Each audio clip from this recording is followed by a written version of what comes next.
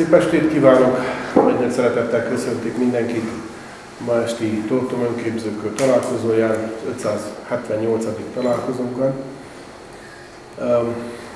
Nagy szeretettel köszöntöm vendégeinket, dr. Kiéni András,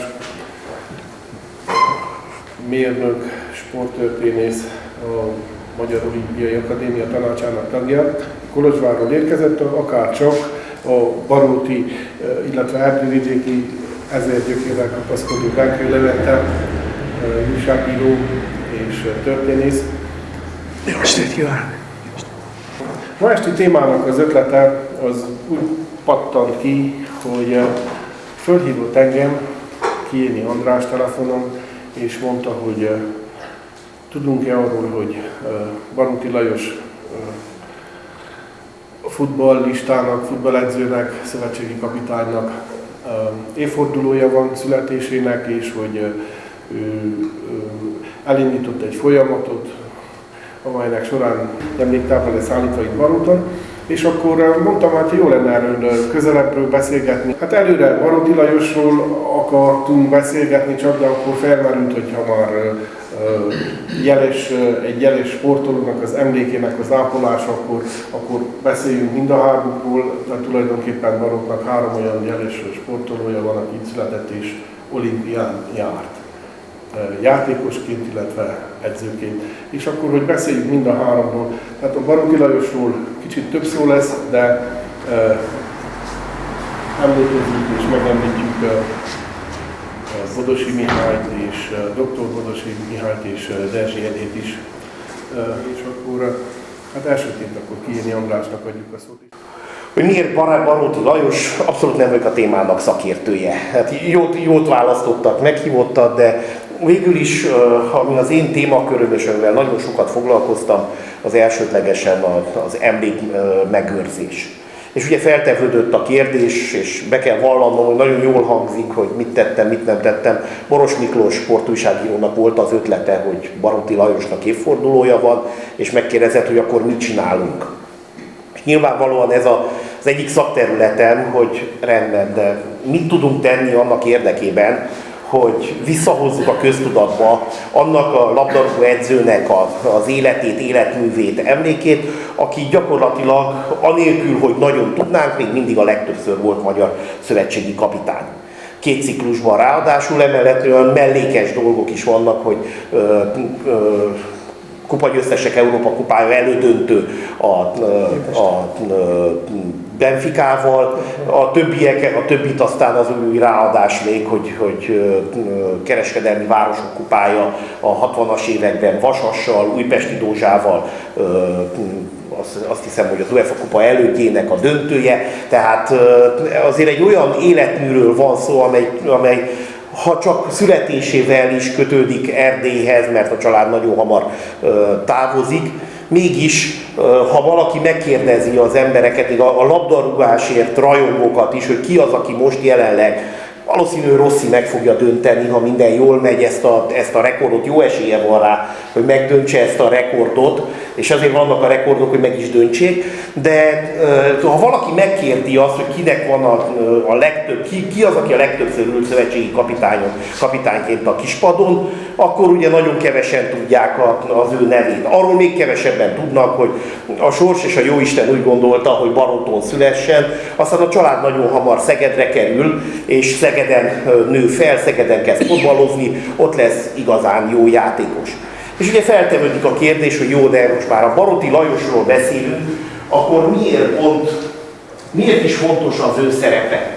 És hát amiért igazán értékes az ő munkássága, az elsődlegesen pont az, hogy az aranycsapat utáni időszakban, ugye minden nagy kornak utána következik az az időszak, amikor esnek az eredmények, ugye 56-os forradalom, disszidálások, a legjobb játékosok távozása, az aranycsapat utáni időben ő az, aki feltámasztja a magyar labdarúgást. Most ez korán sem volt egy egyszerű feladat, hiszen ez egy olyan időszak volt, amikor egyrészt az 54-es berni döntőnek az árnyéka még mindig ott van.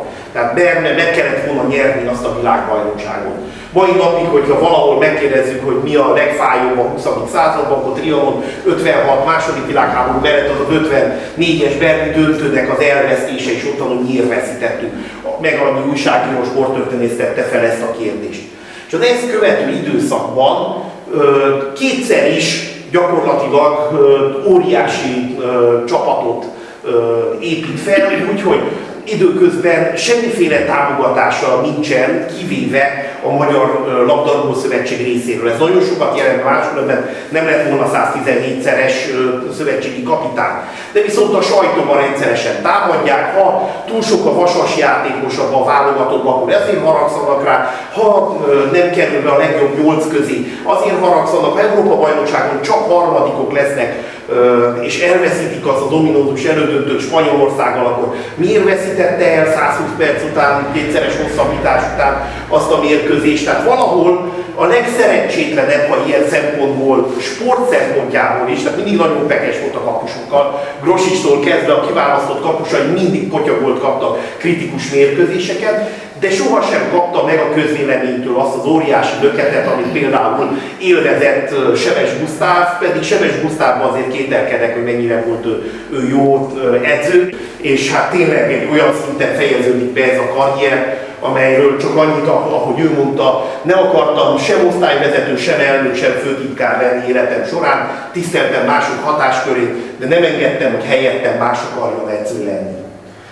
Na most, hogy miért, miként és hogyan innen tovább, ez egy nagyon jó kérdés, hiszen Barotti Lajosnak azért Magyarország szintjén sincsen egy akkora hagyománya és egy akkora tisztelete. Sajnos, ugye, ahogy a karrierje is mutatja, nagyon sok időn keresztül gyakorlatilag hátszélben dolgozott, tehát az, hogy kis csapattal érsz el óriási eredményeket, ez nem segít akkoriban, amikor utána válogatnod kell és hoznod kell azokat a játékosokat, és kitaláljad, hogy milyen koncepcióval játszodjál.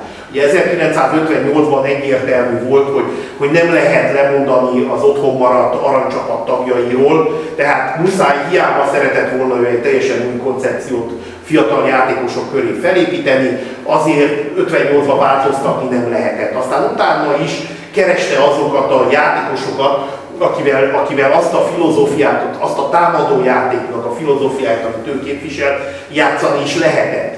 És igen, volt annak a 60-as éveknek, hogy csak a 64-es olimpiai bajnoki címre gondolunk, volt annak az időszaknak egy nagyon-nagyon erős magva, egy nagyon jó magyar válogatottjai, nagyon jó játékosai, ugyanakkor ezek a játékosok között sokszor óriási ellentét volt. Ugye a 60-as évek elején változik meg az úgynevezett W rendszer, tehát egy kapus, két hátvéd, 3 középpályás, fedezik 4-5 csatár, onnan indul, megkavarják a 4-2-4-es rendszer, át kell állni, világklasszis csapatok ellen kell kiválóan játszani, menet közben kitalálni az új rendszereket. Hát volt olyan időszak, amikor a 4 csatárnak a kérdése, az egy óriási kérdést vetett fel, mert legalább 8-ból lehetett válogatni.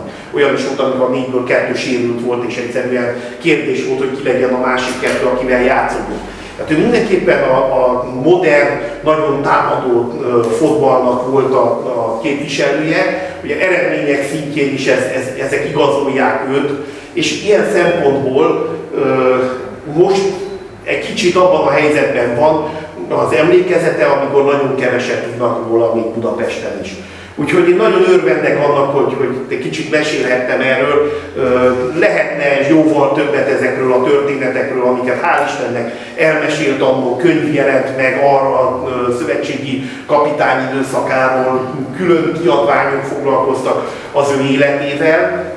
A nagy kérdés az lesz, hogy igen, ebben az évforduló, születésének 110. évfordulója, illetve Barottnak a 800 éves évfordulójában hogyan lehet megtalálni azt a megoldást, hogy kellőképpen lehessen rá emlékezni.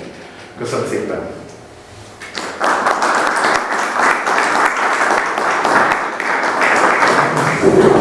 ...77 áprilisában az a meccs a szovjetek ellen, amit megnyertünk 2-1-re. Nyilasi ki volt a másik gólszerző, és Kipiáni a grúz csatárban, emlékszel rá, vége felé fejelt egy gólt Gujdár Sanyinak. Na és az érdekes ezen a meccsen az volt, hogy én akkor 16 éves voltam. Van-e itt most 16 éves közöttünk? Nincs.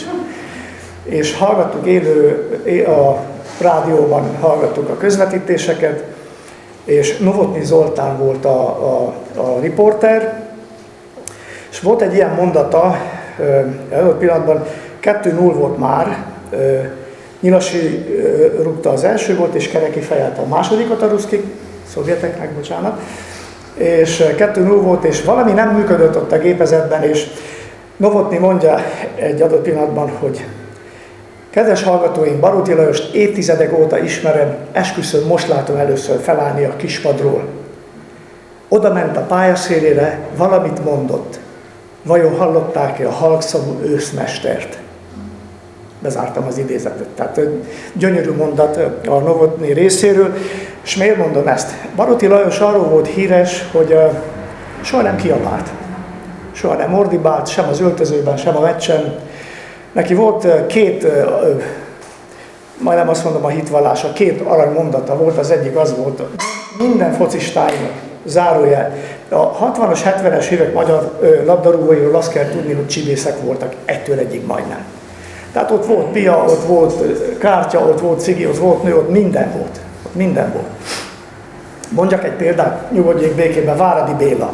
Európa egyik legjobb balszélsője, legjobb ballábasa volt. Rettegtek tőle a kapusok. Piásan ment a Vasas edzésére, mert megengedhette magának. Szóval ilyen csibész társaság volt. De ő ezeket a csibészeket is ráncba tudta szedni, Lajos bácsi, de mindig azt mondta, hogy ha szép szóval nem megy, akkor nem érdemes csinálni. Tessék. És volt még egy mondata, hogy gyerekek, játszatok jókedvel nevetve. Az a játék igazi szépsége. És a 78-as világbajnokságon Argentinában nem véletlenül kaptunk ki mind a 3 meccset. Ott súlyos problémák voltak, a csapat szétesett, csapatszellem nem volt, klikkesedés volt, és Lajos bácsi, amikor látta, főleg az argentinok elleni meccs után, amikor Törőcsik ezt kiállította, uruguayi bíró volt, vagy portugál? Garrido. Garrido, ugye? Úgy 80. percben, igen. Le kellett volna cserélje, 79. percben. Igen, a két legjobb játékosunkat kiállította, Törőcsiket, ezt még valamelyik, azt hiszem Jan Kirilla, kiváló román sportújságíró, itt egy remek könyvet, Törőcsiket is említi, hogy tulajdonképpen szegény Törőcsiket nyugodjon békébe, ő is meghalt szegény. Feltrancsírozták az argentinok egész meccsen, 20-valahány olyan szabálytalanságot követtek el ellene, hogy sima sárgákat kellett volna kapjanak, és mindenre szemet hunyt ez a portugál bíró, és Törőcsik törlesztett, egyszer pakolt oda az ellenfelének a meccs vége felé, és kiállította a bíró. Törőcsik sírva jött le a pályáról, őt szétfaragták az egész meccset, és akkor Nyilasinak is felment a cukras, aztán ő is oda pakolt egy argentinnak, őt is kiállították, de aztán olyasmiket mutogatott a közönség felé, ahogy jött le a pályáról, hogy jobb, ha nem idézem. Na, úgyhogy sajnos ez volt a 78-as csapat, egy jó képességű csapat volt, és kiesett ilyen körülmények között. Említetted a pótselejtezőt Bolíviával. A La Pazi bolíviai 3-2-es győzelem előtt volt egy budapesti 6-0-ra vertünk Bolíviát, így játszva. 6-0 volt, igen. És a 3-2-es bolíviai győzelem visszavágott és megnyertük. A 3-2-es La Pazi győzelem után, La Paz ott az Andok hegységben 4600-4700 méter magasan van, és kérdezték a riporterek Törőcsiket, hogy milyen volt a meccs. Bari, ha emlékszel a mondatára, hogy mondta Törőcsik? Azt mondja, az ott olyan ritka az oxigén, hogy még a sas is oxigén sátorban költi ki a pályás magzatát. De felteszem a kérdést, Bari, te biztos tudod, mit skandált a Népstadion, a régi Népstadion 80 000-es közönsége, amikor Baróti Lajos vezetésével kijutott a csapat a 78-as világbajnokságra. Mit skandált 80 000 ember? Lajos bácsi, köszönjük, Lajos bácsi, köszönjük. Baróti Lajos bácsit én személyesen nem ismertem sajnos, de 94-ben volt? Igen, 94. Barót 770. évforduló, első írásos említésének 770. évfordulója, és azt hiszem akkor 9 vagy 10 személyt nyilvánította az akkori tanács, az akkori önkormányzat Balogh díszpolgárával, és én 3 embert javasoltam, valahol az irattárban meg kell legyenek az ajánlások, hogy hívják ezt? Laudációk, igen, vagy a másodpéldául nekem is megvan valahol. Ez a 3 személy volt: Baróti Lajos bácsi, Bodosi Mihály bácsi és Derzsi Ede. És hogy mondjam, hurrá, kézfelemeléssel simán elfogadta a városi tanács a javaslatomat, meg a másik hetet is. Úgyhogy Baróti Lajos, Derzsi Ede és Bodosi Mihály Barót díszpolgár. A 94-es városünnep előtt felhívtam Lajos bácsit, Baróti Lajost. A Háromszéknek a régi szerkesztősége volt ott fenn a hegyen, a Sajtó utcában, és már nem tudom kitől megszereztem a telefonszámát, felhívtam, és halló, jó napot kívánok, Baróti Lajos vagyok. És bemutatkozok, hogy Benkő Levente vagyok. Azt mondja, jaj, de szép neved van. Köszönöm szépen, Lajos bácsi. Hova valósi vagy? Mondom, Baróti vagyok, itthonról telefonálok. Hát én ott születtem. Mondom, pont ezért hívom. Mi a gond, mivel tudok segíteni? Semmiben, Lajos bácsi, tessék csomagolni, és eljönni Barótra. Össze, novemberben lesz a város ünnepe, és amennyiben nem utasítja vissza, szeretnénk, hogyha átvenni a város díszpolgárral díszott levelek és a kitüntetés. Jaj, nagyon köszönte szépen, üdvözölte az egész város. Sajnos nem tudott eljönni az ünnepségre. Azt hiszem, akkor egy Barót Bardoc erdővidéki rangvada volt, és megbeszéltem vele, hogy Lajos bácsi végzi majd el a kezdőrugást, nem tudott eljönni, mondta, hogy öreg vagyok, már nehezen vezetek, stb.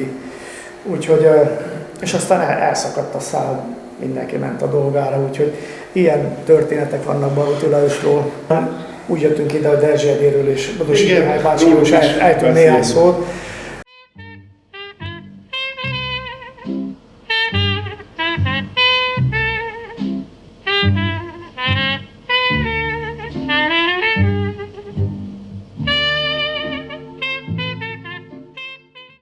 Bodosi Mihály, itt van Ani, van egy családi, van egy legenda, nem tudom, hogy családi-e, vagy ilyen kisvárosi legenda. Én úgy tudom, hogy Mihály bácsi 1935-ben az angol nyílt atlétikai bajnokságon ugrott át a 2 métert elsőként Európában. Rá egy évre a 36-os berlini olimpián, ha nem tévedek, 5. helyen végzett. Tehát 12. Na, akkor az én információt köszönöm szépen. Ő a berlini olimpia előtt katonaságot is kellett teljesítsen, és a katonaság előtt 2 hét szabadságot kapott az olimpia előtt felkészülésre. Hát ez már nem volt valóban elégséges, hogy kellőképpen formába hozza magát, és akkor ő 185, ugye, ahogy Zoltán említette, 185 centivel csak az első válogatottba tudott bejutni, tehát 12-ként végzett a berlini olimpián, de úgymond azelőtt, hogy részt vehetett az olimpián, volt neki a torinói világbajnokságon, az ifjúsági világbajnokságon volt első díja, és 2 angol bajnokságon, az azt hiszem 34-35, ugye, ahogy említette, tehát azt nyerte meg, és országos bajnokságok is, nem is tudom, hogy volt, de a lényeg az, hogy ő akkor ugye 34-ben volt, az nem egy hivatalos, szóval, hogy az egy csapatverseny volt, az egy pécsi nem is tudom, pályaavaton volt az atlétikai verseny, és ezért nem ismerte el a szövetség, mert nem egy egyéni versenyen vettek akkor részt, hanem egy ilyen csapatverseny volt, és ott ugrotta meg akkor a 2 méter Kerek 2 méter. Kerek 2 méter, hát aztán utólag megmérték, hogy 2 méter 0,5 volt. Igen, csak hogy ez nem volt egy hivatalos, tehát ezt úgymond akkor nem ismerték el ezt a címét, de később 196-tal volt a világbajnokságon, és ezzel a teljesítményével egészen 55-ig, 21 évig volt a magyar úgymond csúcstartója a magasugrásnak. Tehát már ugye ő 38-tól visszavonult, mert akkor már ugye sebészorvosként dolgozott, és még egészen 55-ig ő volt a csúcstartó, a magyar csúcstartó ezzel a 196, mert ezt hivatalosították. Ezt hitelesítették.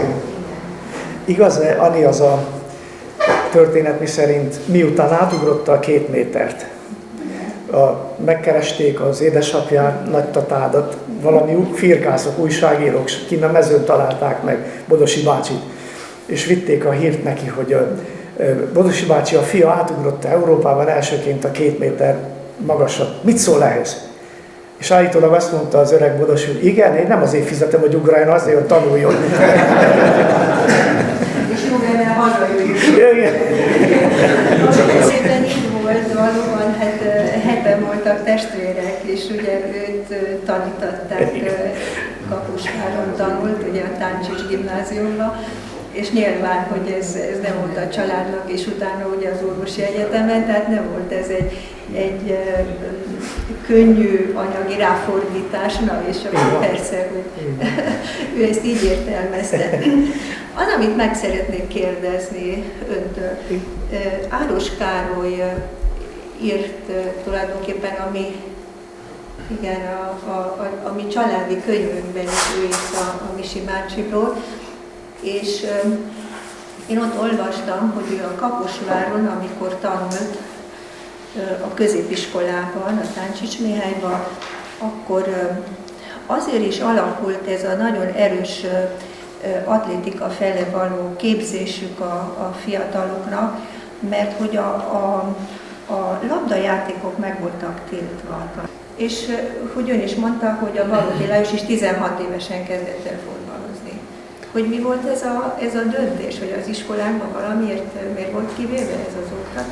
Ez egy egyszerű döntés volt, tehát ugye, én úgy tudom, hogy ez részben kötődött akkoriban a trianoni döntésnek következtében, nem lehetett csak 10 000 katonája Magyarországnak. És akkor bevezetik a Levente képzést, illetve vele párhuzamosan a magyar oktatási Klebelsberg-Kurnóféle 21-es reform után teljesen átszervezik az ifjúsági sportot, és ennek volt egy döntése, hogy erőnlét és egyebek szempontjából egyéni sportágakat kell űzni 16 éves korig, és aztán 16 éves kortól labdajátékokat is, mert ezeket az volt a lényeg, hogy a fiatalság az minél közelebb legyen a 6 köteles időszakban, minél erősebb, minél jobb legyen, és hát a labdajátékokat nem tekintették kellőképpen jónak, ott lazsálni lehetett, ott tekeregni lehetett. Ott.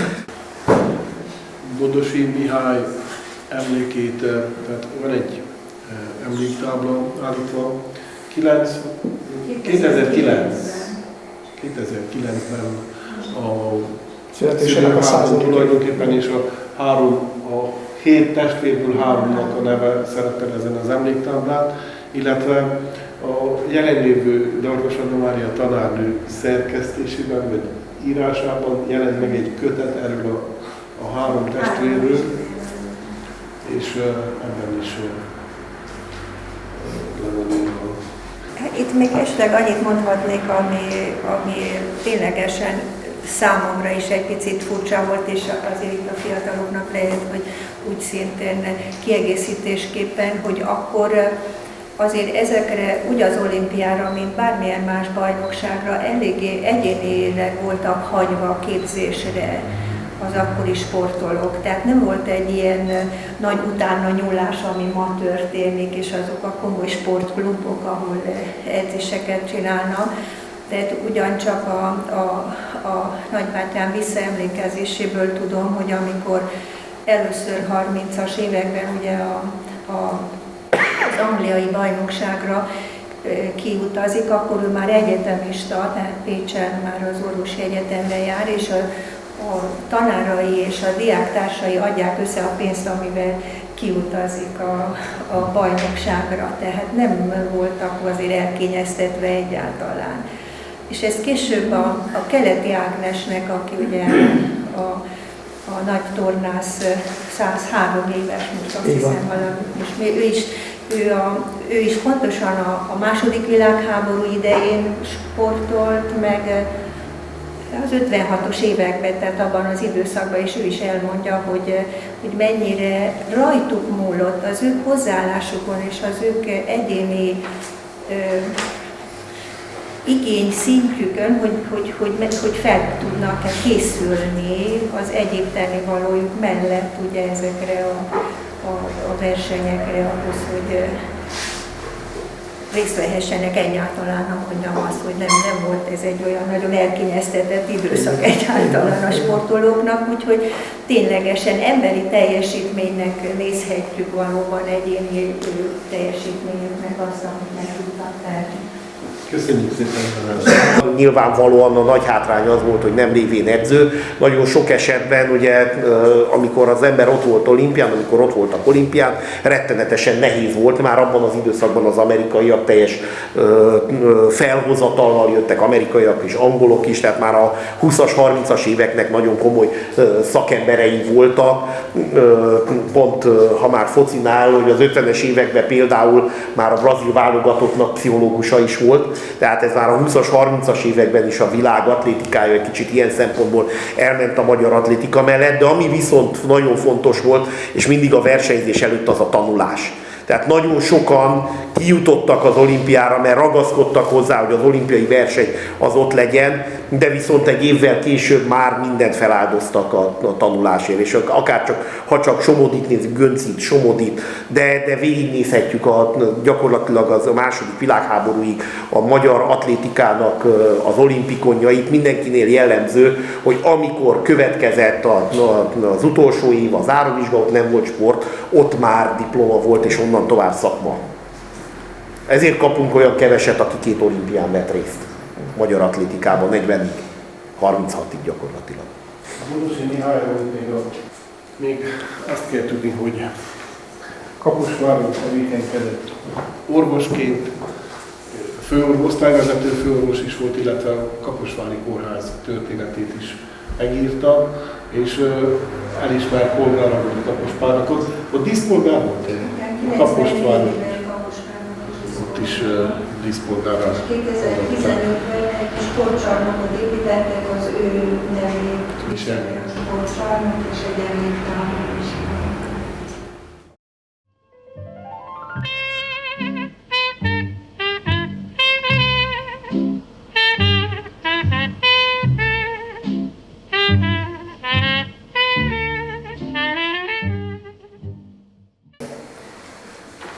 Egy kicsit Dezsjedével szubjektív vagyok.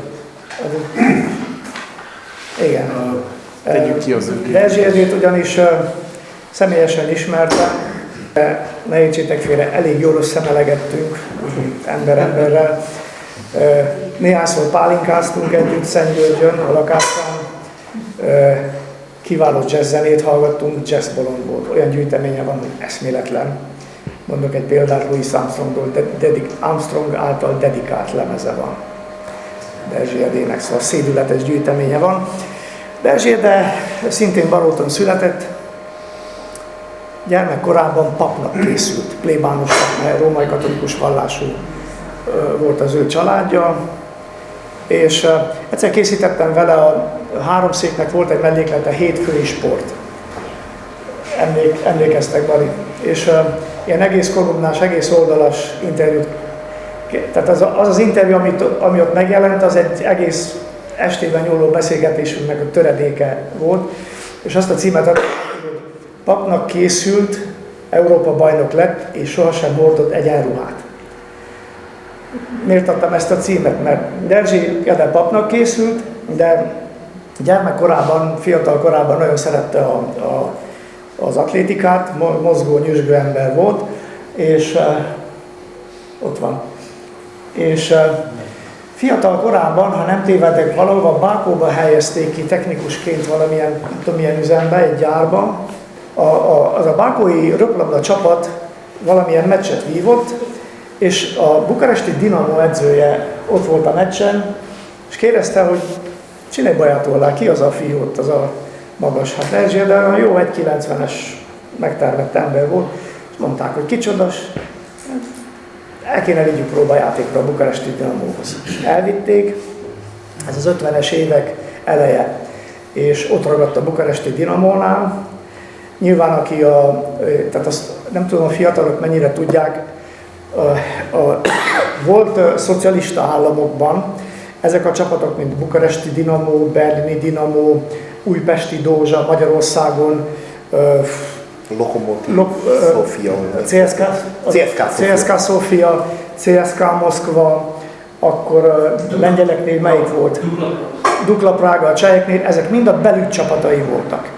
És akkor a honvédségnek, tehát a honvédelmi katonaságnak a csapata volt a bukaresti Steaua, a budapesti Honvéd, a Levski Spartak Szófia, a Spartak Moszkva, hogy? Marosvásárhelyi Aszfia, igen, köszi.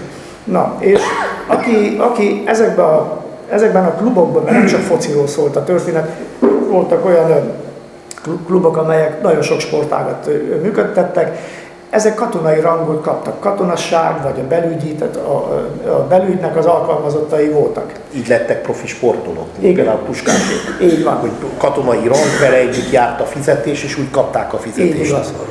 Na, és Ede Derzsede, ugye a Dinamo játékosa lett, csapatkapitánya volt 15 éven keresztül a bukaresti Dinamónak, kétszer nyertek Becket, ez a mai fociban a Bajnokok Ligája, kétszer nyertek Becket az ő vezetésében.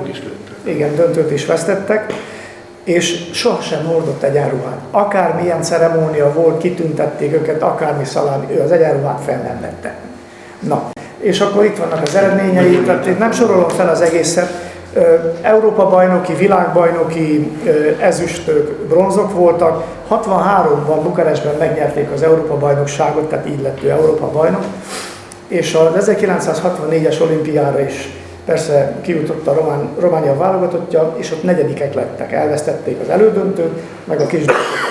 A lényeg az, hogy ő amikor a karrierje vége felé volt, a romániai karrierje felé, akkor jutalomként megengedték neki, ez is működött a volt szocialista országokban, hogy azok a sportolók, akik tényleg komoly eredményeket értek el, amennyiben külföldről meghívást kaptak valahonnan a kapitalistáktól, akkor megadták az engedélyt, hogy kimehessen egy évre játékosnak, vagy edzőnek, stb. Fociról szólva, Nyilasi így jutott ki 31 vagy 32 évesen a bécsi Ausztriához focizni, még a 80-as évek, tehát még a kommunista diktatúra idején, de többen voltak ilyenek. És Derzsédét meghívta Franciaországba egy második ligás csapat. Arago. Igen. Arago. És a második ligában volt ez a röplabda csapat, és az első találkozás a csapat tagjaival leültek az öltözőbe, és Derzsi feltette a következő kérdést. Ki akar az első ligában játszani? Álljon fel! Aki nem akar játszani, csend volt, aki nem akar játszani, most elmehet. Nem tudok nektek beadni semmilyen pasztillát, hogy attól kiváló játékosok legyetek, de ha rám hallgattok, akkor első ligában fogtok játszani, és mesélte neked, hogy néhányan felálltak, mert nem érdekelte őket különösebben a történet. Egy év múlva francia bajnoki döntőt játszottak a csapatával. Feljutottak és aranyéremért játszottak. És 1-0 az első szettet megnyerték, a második szettben mesélte el, de hogy egy felugrásnál nagy nyilalást érzett a térdében, elszakadt a térdszalag ugrás közben, lehúzás közben. Megsérült kórház, minden, a döntőt elvesztették, de hát Derzsit, Edét Franciaországban félistánként tisztelték és szerették. És ajándékba kapott a klubtól egy Renault 16-os volt, azt hiszem, még láttam Szentgyörgy utcáin furikázni vele a 90-es években. És ugye hát, mint Európa-bajnok röplabdázott, én kimerem jelenteni, hogy ő világklasszis röplabdázó, világklasszis volt. És nem semmilyen sztár alőrje nem volt neki, se Barótinak, se Bodosi Mihály bácsinak, zárójel. Nem csak nagy sportolók voltak, emberként is hatalmasak voltak. Tehát olyan emberként olyanok voltak, hogy fel kellett így nézni rájuk, mert olyanok voltak ők. Na, és Ugye Derzsit meghívta a francia televízió egy ilyen rövid interjúra, meséljen magáról, a pályafutásáról, stb. Lejár az interjú, nem kint a várakozó szobában, várjon, bemikrofonozták, mit tudom én, mert közben bent a stúdióban élő interjú volt Louis Armstronggal, a világhírű képen láttuk, ugye, egy ilyen fekete gömb, hófehér fogokkal is, ilyen rakettes hang és kiválóan trombitál. Világhírű jazz, amerikai jazz zenész volt, és amikor lejárt Armstronggal az interjú, kijött a stúdióból, amíg átszereltek minden, ott bemutatták egymásnak a két embert, és akkor most felállok, mert ezt másképp nem lehet. Louis Armstrong körülbelül így volt ilyen szinten, Derzsi de mellé állt, így csináltak egy közös fotót, és így felnézett rá Louis Armstrong. Oh my God, how big man! Igen, úgyhogy ilyen történetek vannak.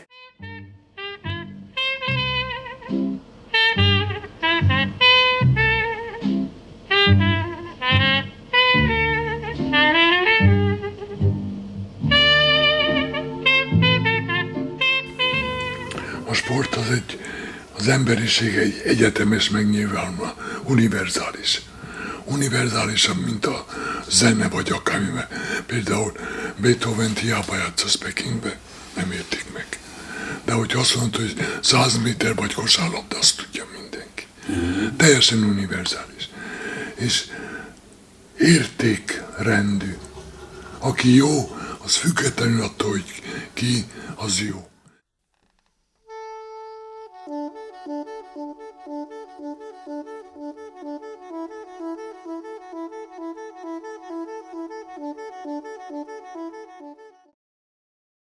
Árva gyerek voltam, 8 éves koromtól, és a római katolikus parókia ösztöndíjával elkerültem Udvarhelyre. Udvarhelyre a római katolikus főgimnáziumba, és a Szent Imre Fiúnevelő Intézetbe. Mondjuk ott nőttem fel. És Udvarhelyen akkor már volt egy sportélet, főleg kézilabda. Az akkori udvarhelyi autósport román bajnok volt, nagypályás kézilabda persze. Ott kezdődött, ott kezdtem el igazán, gyerekként sportolni. 48-ban tanügyi reform, már a kísérettségin átmentem. És Brassóba ott aztán következett a atlétika, és szerencsém volt valahogy az elektrotechnikai szakiskolába, ahova iratkoztam, szóval ott voltam, Újsági Gábor volt a tornatanárom. Kiemelkedő egyeniség. Úgy is, mint tornatanár, így úgy is, mint ember. És ő igazgatta 4 éven át az útamat a sportban, mert neki az alapötlete az atlétika volt. Minden rendes ember először atlétizál, ezt mondta. Azután majd elválnak a dolgok. Atlétizáltam, és azután elkerültem, mivel hogy Moldovát iparosították, első generáció, mi voltunk az első promóció technikusok, és kiküldtek Moldovát iparosítani. Mi voltunk az áramfejlesztők miattuk, az alapját az iparnak. Szóval Bakóba összegyűltünk ilyen kiküldöttek, frissen végzettek, akik szintén Moldovát akarták felállítani. És ott aztán kosárlabda, kézilabda, atlétika, röplabda, de úgy látszik, hogy volt egy olyan, hogy be kellett nevezni a divízióba, az A-divízióba, röplabda. Tehát ilyen selejtező torna volt, országos, és azt Bakóban tartották. És én a bakói csapatban játszottam akkor. És a bukaresti Dinamo edzője, akik jöttek szétnézni, fölfigyeltek rám, és elvittek Bukarestbe. És így kezdődött a röplabdás karrierem. Ez 1954. októberében történik, és 69-ig egy végre válogatott voltam. 15 éven át. én itt az életrajzból, én fel fogom olvasni, mert ezt érdemes felolvasni, hogy milyen eredményeket ért el ez a 15 év alatt. És utána tetszik folytatni. Tehát 1955-ben Európa bajnok ezüstérem. 1956-ban világbajnokságon ezüstérem. 1957-ben Universiaden aranyérem. 1958-ban Európa bajnokság ezüstérem. 1960-ban világbajnokságon bronzérem. 1961-ben Universiadén aranyérem. 1962-ben világbajnokságon bronzérem. 1963-ban Európa bajnokságon aranyérem. 1964-ben Tokiói olimpián 4. helyezés román válogatott. 1966-ban világbajnokságon ezüstérem. 1966-ban meggyőztes, ez a Dinamóval, igaz, bukaresti Dinamóval. 1967-ben Beck aranyérem, első hely. 1968-ban Beck második helyezés. Tehát ez egy nagy tiszteletet parancsoló eredménylista, úgy gondolom. Ezt így felolvastam. Még meg is tapsolhatjuk szerintem.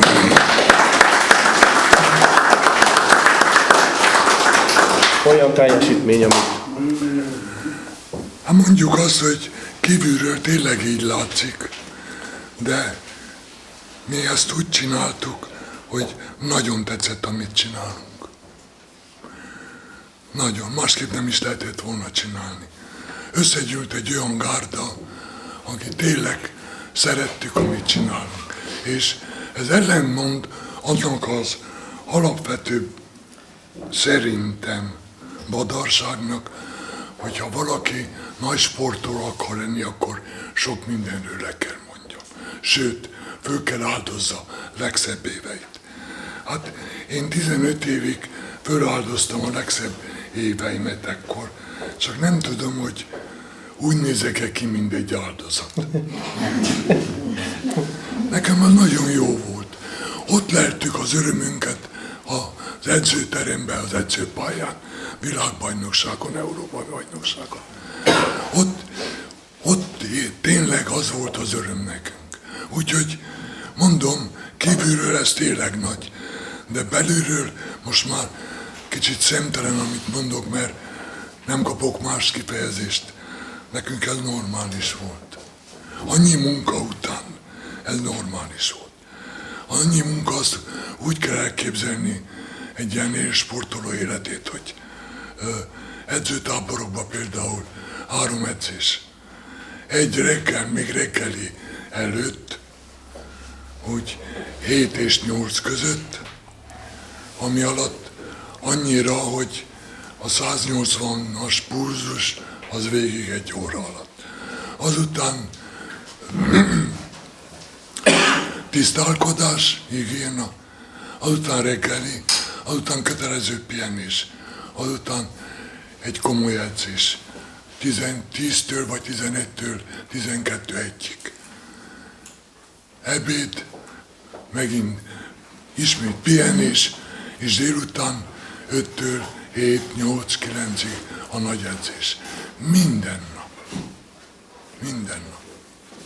De, hogyha egy olyan kollektívben van az ember, ahol mindenki ezt csinálja, és jó szívvel csinálja, akkor nem nehéz.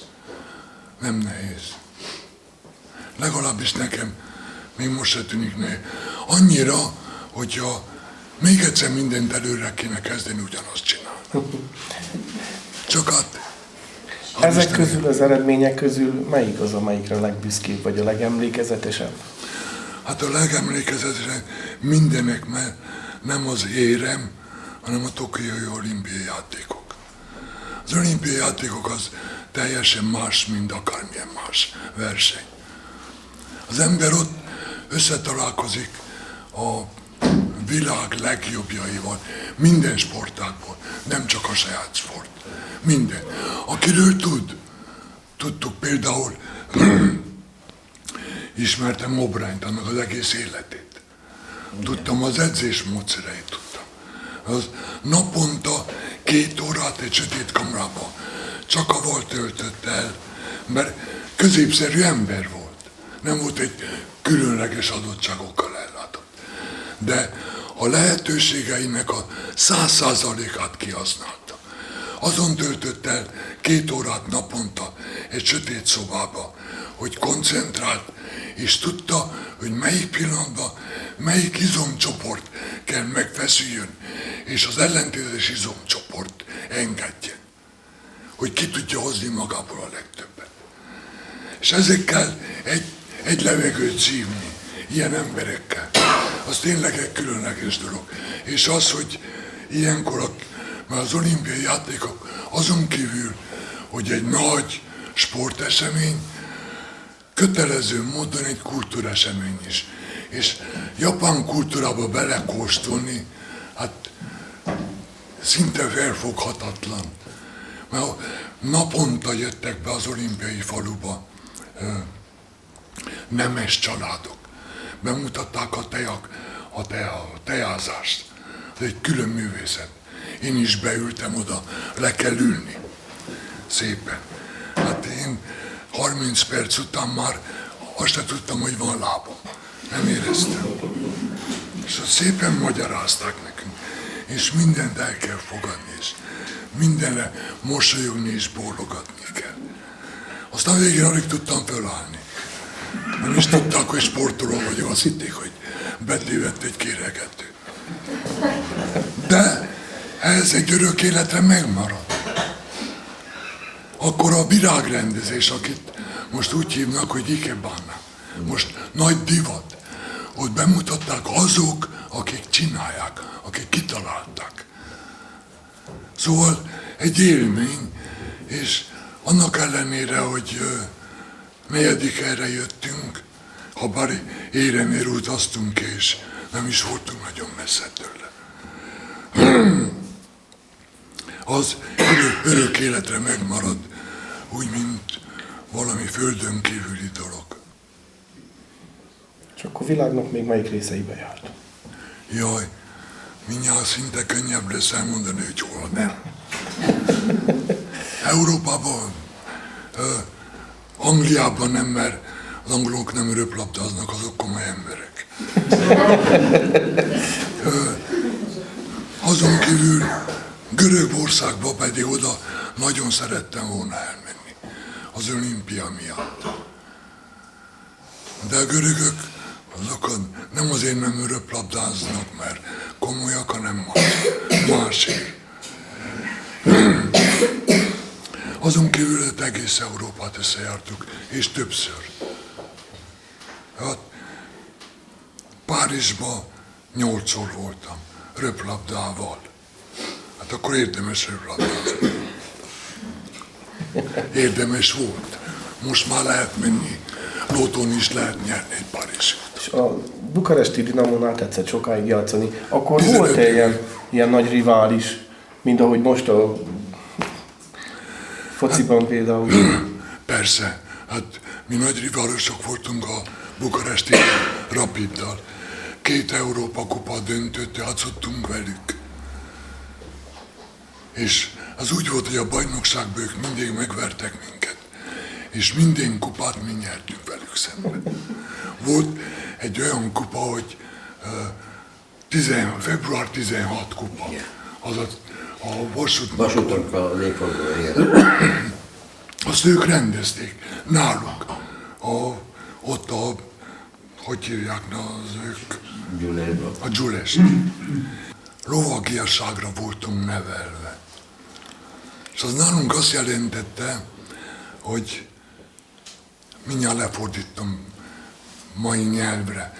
15 évi válogatottságom alatt egyetlen egyszer kaptam pénzt azért, hogy röplabdázok.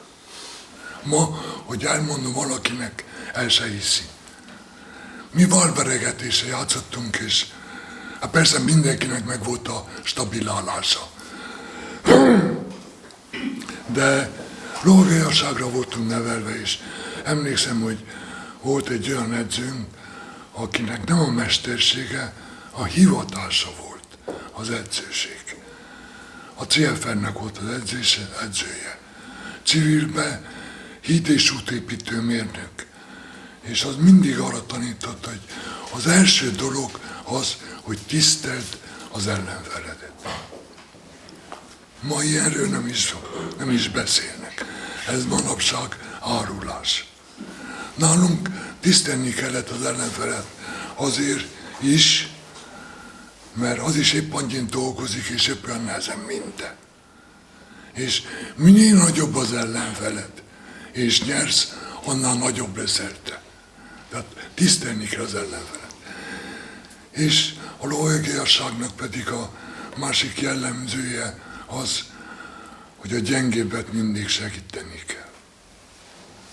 Na hát ez most olyan kivesző félbe lévő műfaj. De hát fejlődünk.